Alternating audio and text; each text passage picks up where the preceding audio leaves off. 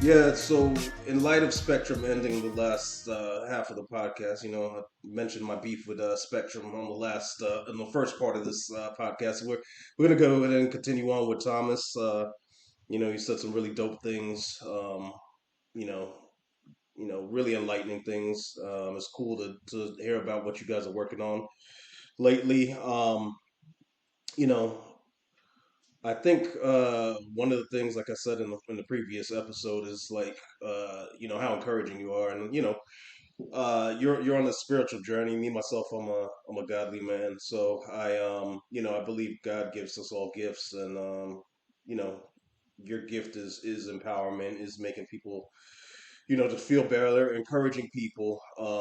So yeah, is there anything else you wanted to share about what you're working on? Any other initiatives or goals that you're trying to accomplish? You know. Yeah. So I think Ricky, I love what you were saying last time on our last podcast. Um, Spectral. yes, and you were talking about the divide and feeling the pain of that. Feeling the pain of division and the pain of people thinking that there's an other side, and feeling Mm, like someone is separate than them, and feeling like someone is an enemy. mm-hmm. And it's so painful.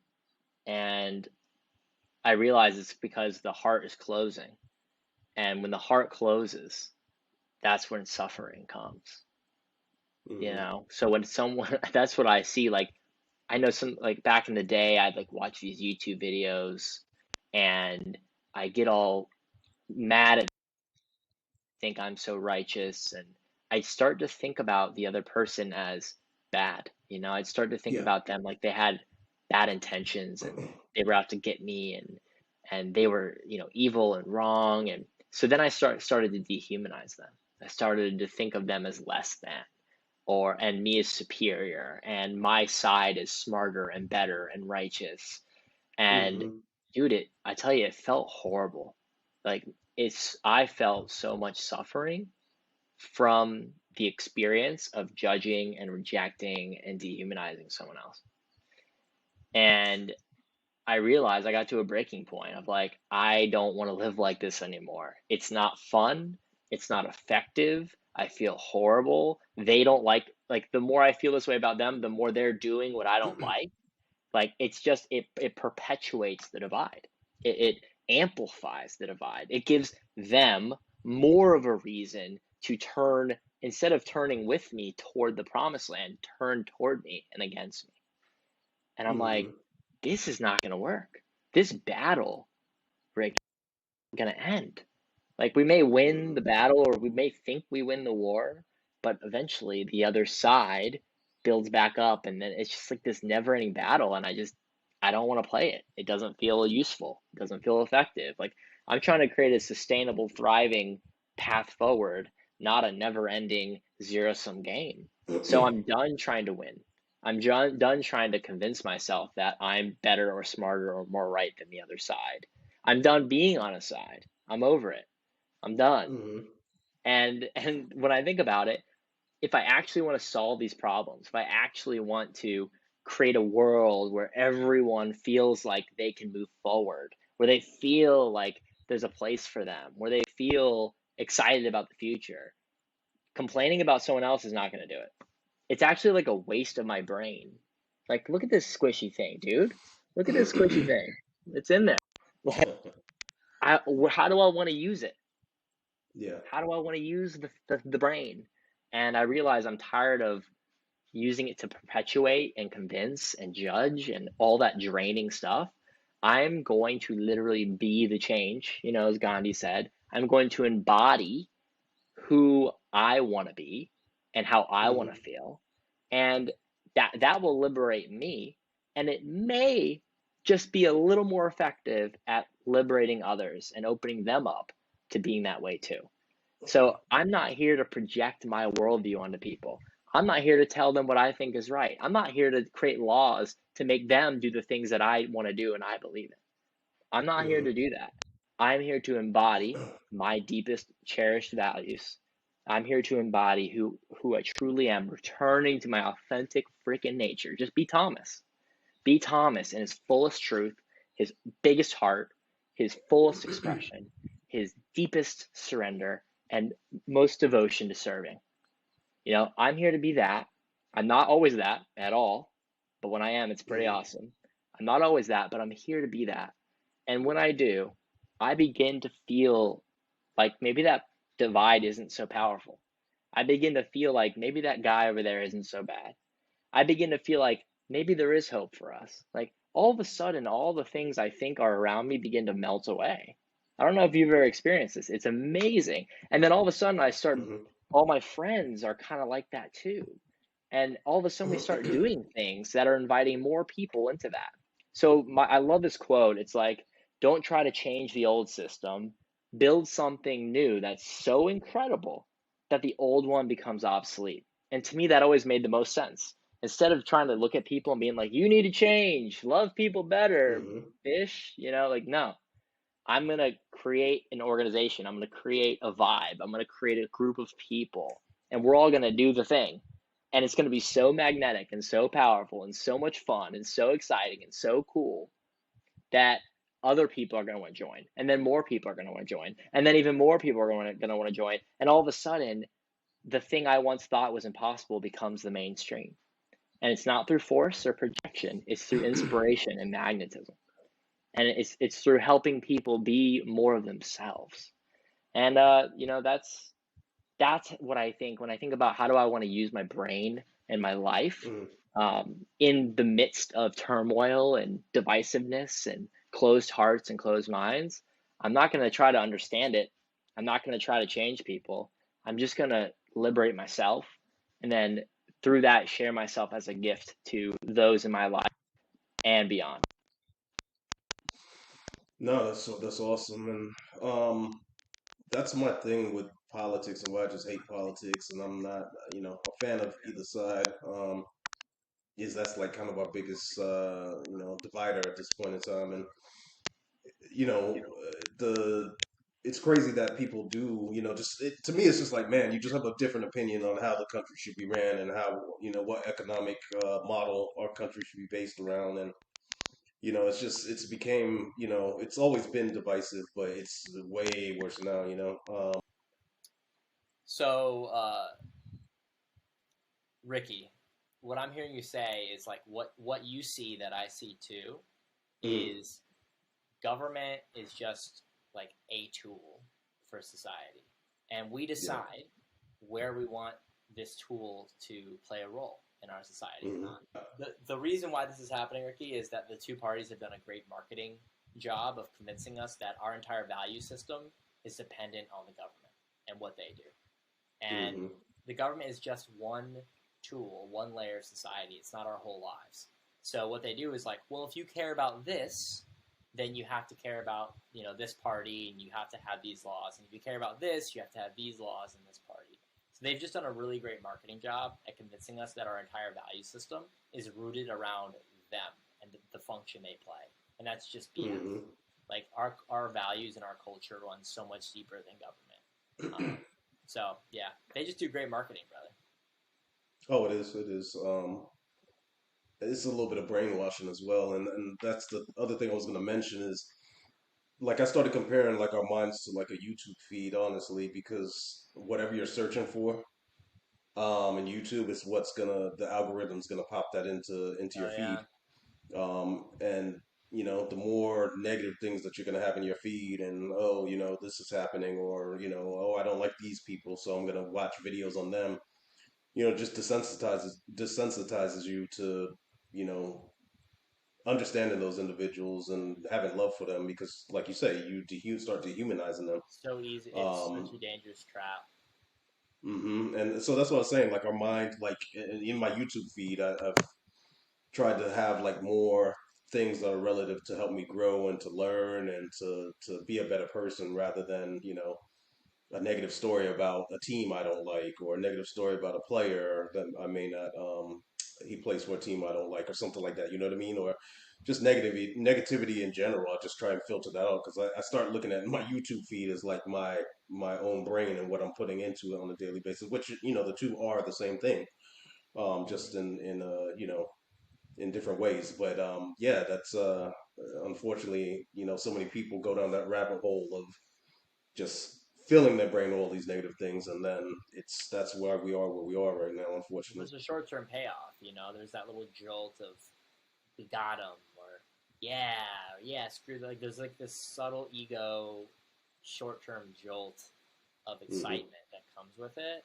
And so what I started doing is like after I get that jolt of excitement, I check in with myself and say, how am I actually feeling? And I usually feel awful. Like but here's the thing, when I go into that hole for a long time, I forget what it feels like to feel good. Yeah. You know what I'm saying? So I forget what it feels like to feel free and excited and off my phone and out of all the negative like BS like that I've gotten caught up in so many times. I don't when I'm in it, I don't even know that there's another way to feel. You know what I'm saying? Yeah. So I kind of stick with that little jolt of excitement because I don't know there's a whole another world for me.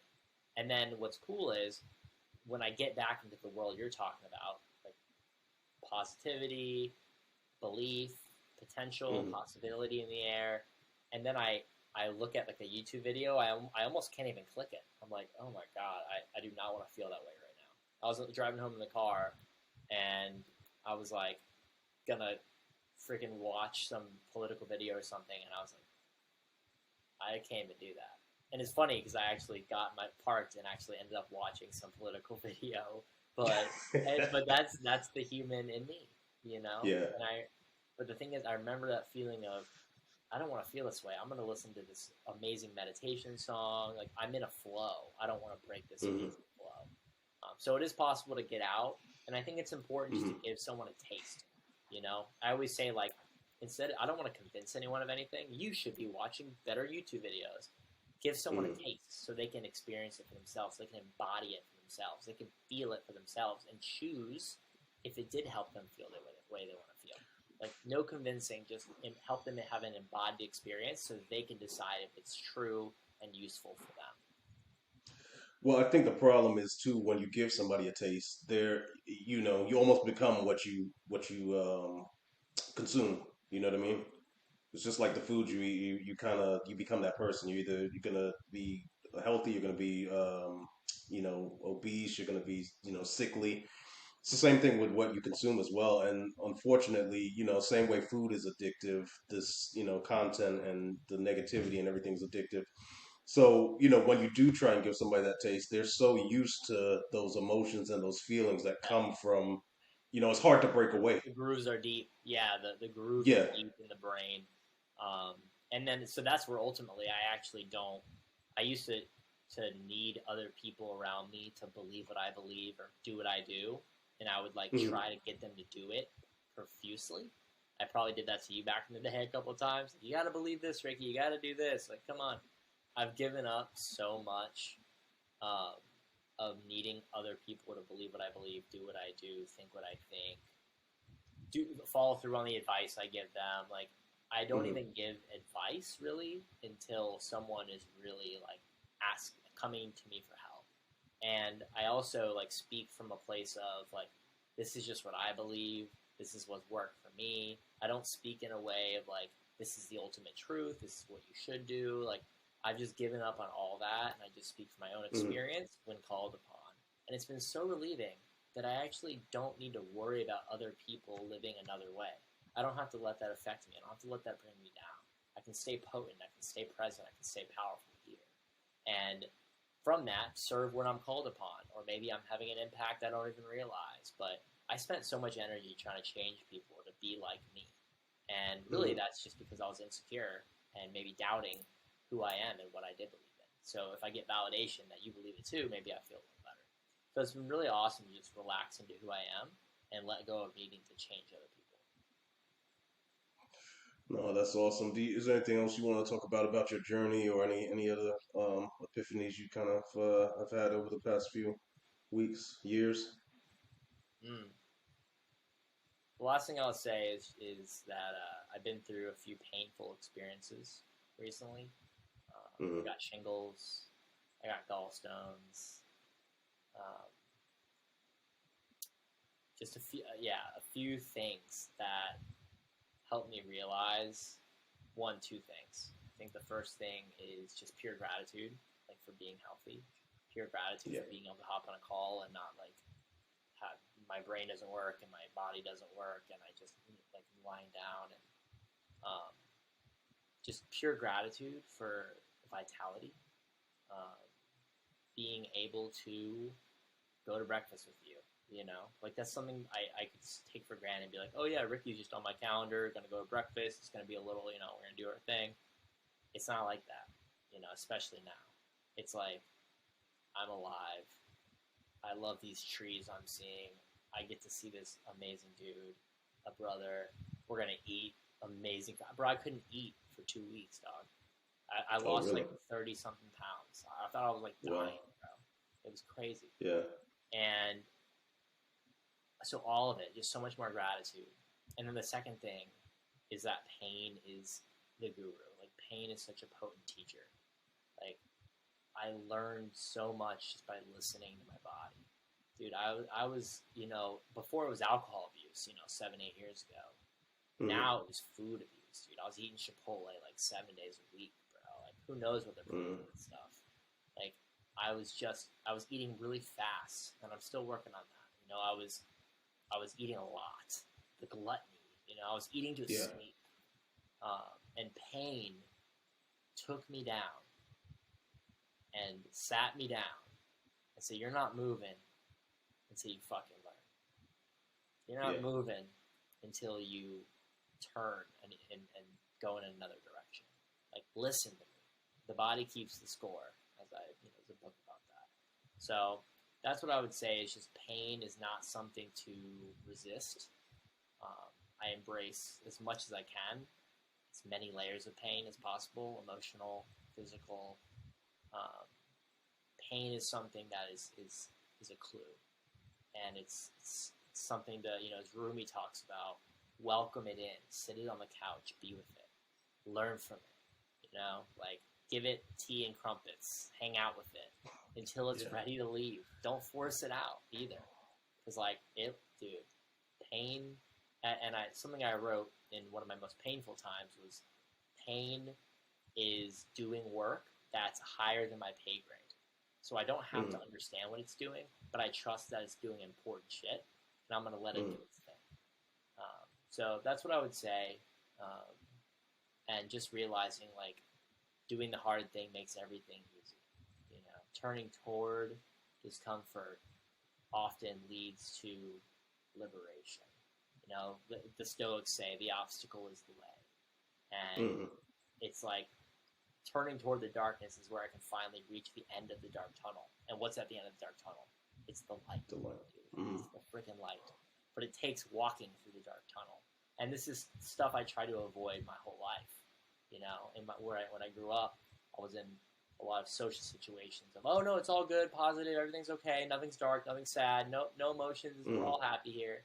And I learned that model. So I avoided pain and discomfort and awkwardness and anxiety and sadness, and I avoided it as much as I could. I was rigidly positive and rigidly blah, And so when I started relaxing into the rest of Thomas, which is Mm-hmm. the dark side, sadness, sitting with the pain, that's when I became a more wholesome person. Actually, I began developing better relationships. I felt better about myself. I felt more powerful.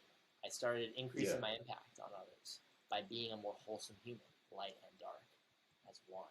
So, yeah, that's what I'll leave you with. Um, I think you touched on something also there.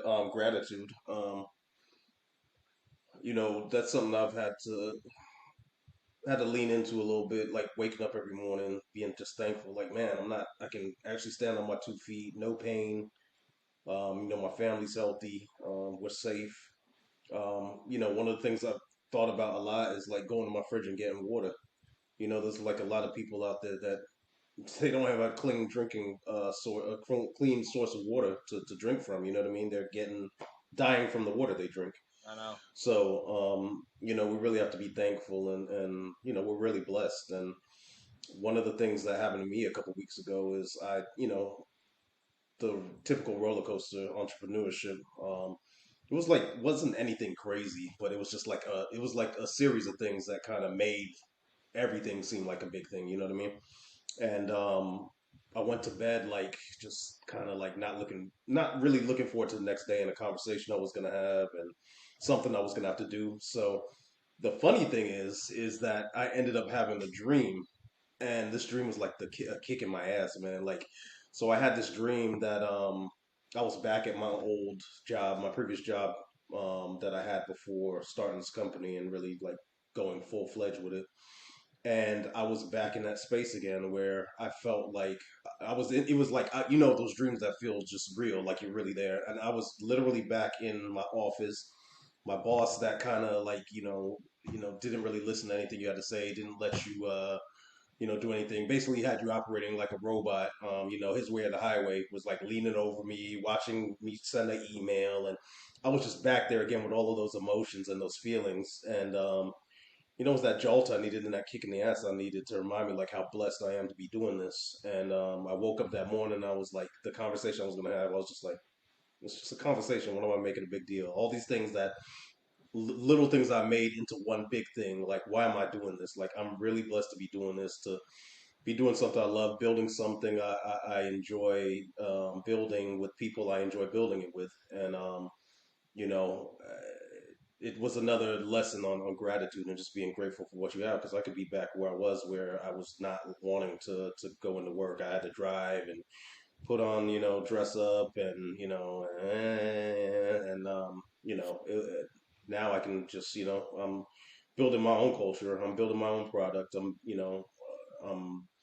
giving people the ability, the Shawns, the Justins, Bubanesh, Tao, like all of these people and others on this team, the freedom to work and to do, use their creativity, the things that I wasn't able to do.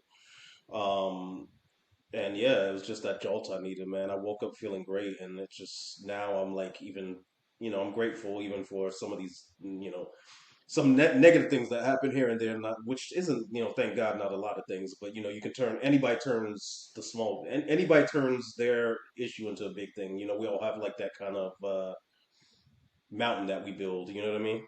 Of just issues and pain, and so yeah, that mountain shrunk a lot after that dream, and it's something I need to work on even more is being grateful. Like, man, like got gas in my car. Damn, be grateful for that. Like, you know what I mean?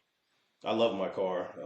You've been in my car. I love my car. I was blessed to be able to get that because I'm a car guy. I like cars.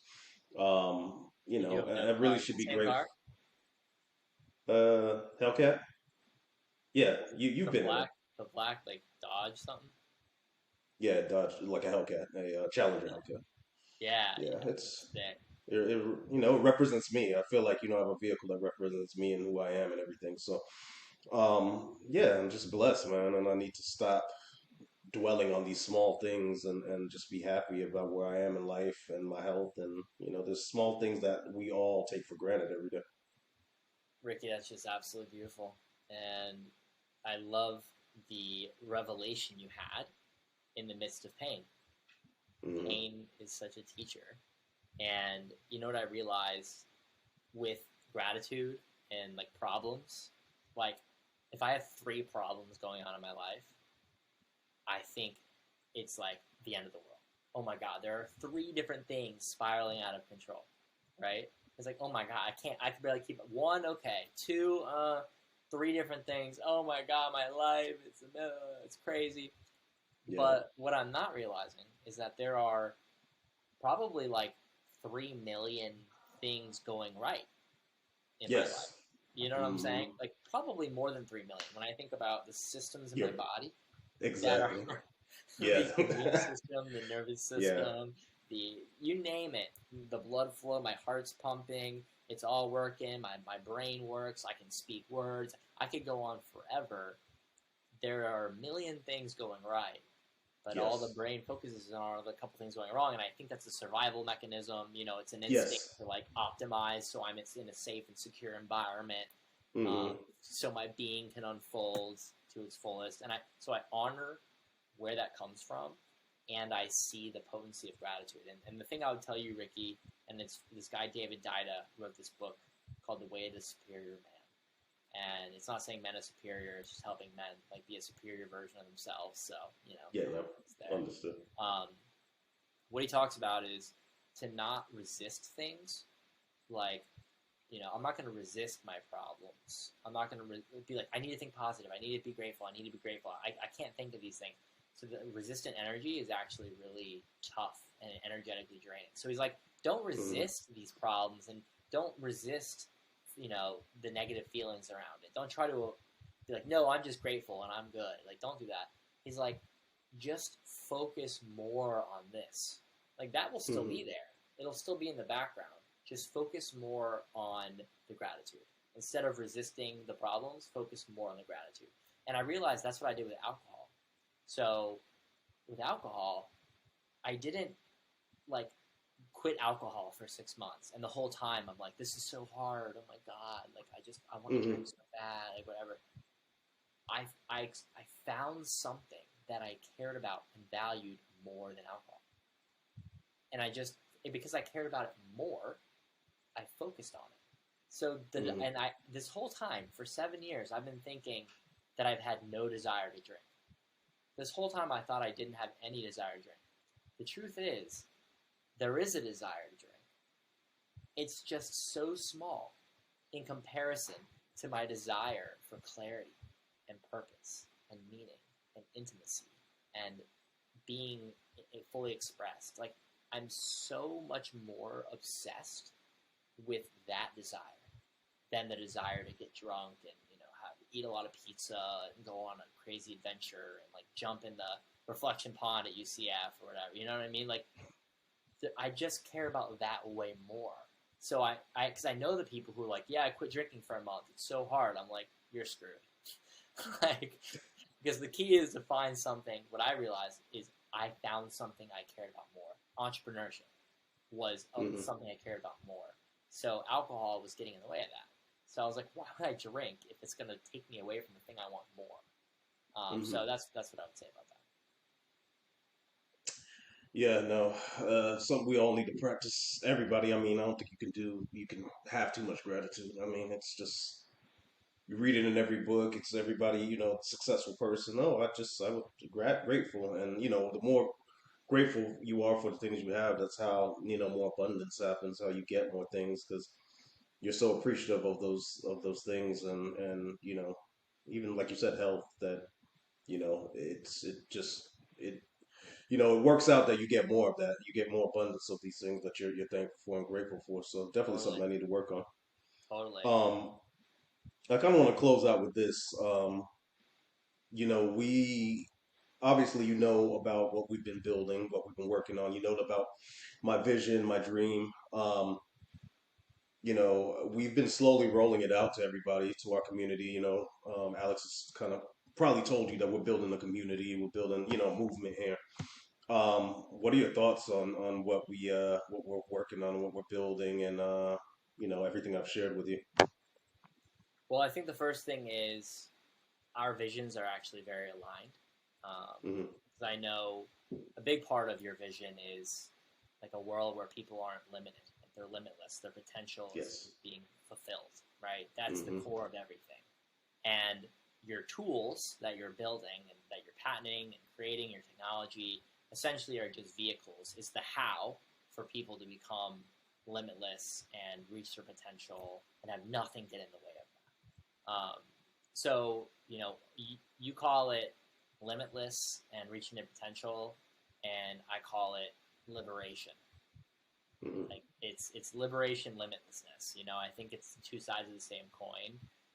So I'm fully aligned with you. How can I help someone else and myself take away everything that's getting in the way of us reaching our potential? How can I? And then from there, get rid of baseline. Get rid of all the stuff that's getting in the way. A lot of that is conditioning and fear and all this kind of stuff. Let's get all that out of the way. Step two, now I'm going to give you tools, technology to amplify your capacity, to amplify your potential, to accelerate your journey to reaching your fullest potential. So you're amplifying potential, so it's like the potential is growing, and you're helping people accelerate faster on that path. So I just think that's epic and beautiful and incredible and worth working on. That's what I'll say. It's worth working on, Ricky. And I think there's a reason why you've gotten up every day and taken this. And this journey has not been like, oh, I'm a tech founder and now I've raised $1 trillion and I have 1 trillion users and here we are. Your journey has been a methodical one. And I think there's a reason why you stuck with it, because it's worth working on. So that's the first thing I would say is it's just worth it for me. Like, it feels worth it from my perspective. And then the second thing is what I appreciate about you, and I think why this is going to continue to succeed, is two things. Is your obsession with the cutting edge, pioneer, built different. You're always looking for that, like, competitive advantage. Even with the MMA stuff, you're like, we're going to give them this data, and then they're going to have this competitive advantage in the ring. So this natural instinct for the pioneering spirit, it's probably why you hired Alex and went with her to build your message and movement, all that kind of stuff. That knack for just beyond what people think is normal or possible. Yes. Let's challenge that. And it's really cool because even when you were more reserved and were sitting back a little bit, that was always in you because you did quit your job. You did open up to me.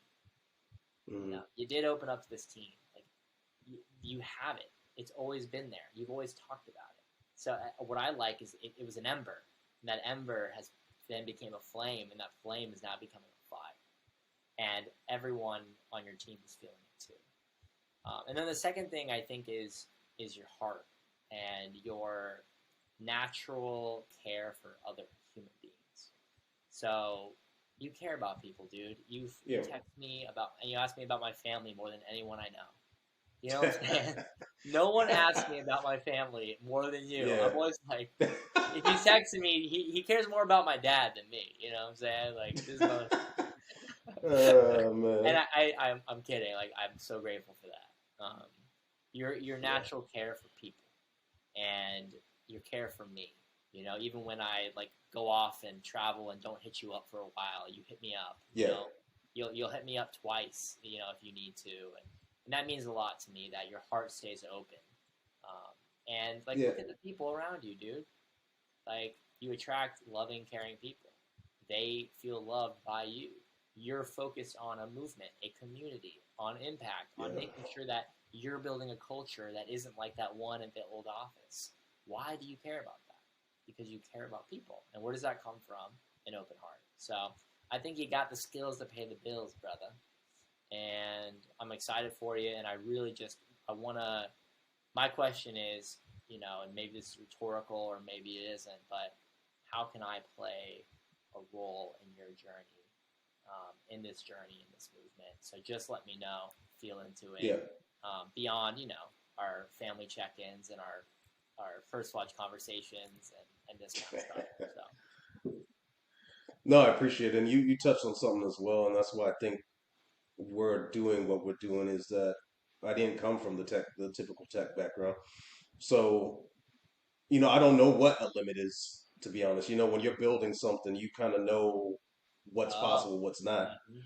For myself, I don't know a limit. I don't know what's an end point or what an end point is. So, from my perspective, that's what it's allowed us to be innovative. And it's my advantage. I thought it was a disadvantage coming into this, but it's a blessing because it's allowed me to push innovation to a whole new level. And luckily, people that actually have the ability to build this thing and that are helping build this thing, caught on to that. Like you said, it was like a little spark, and it became a flame, and soon we're gonna have a full out forest fire here. But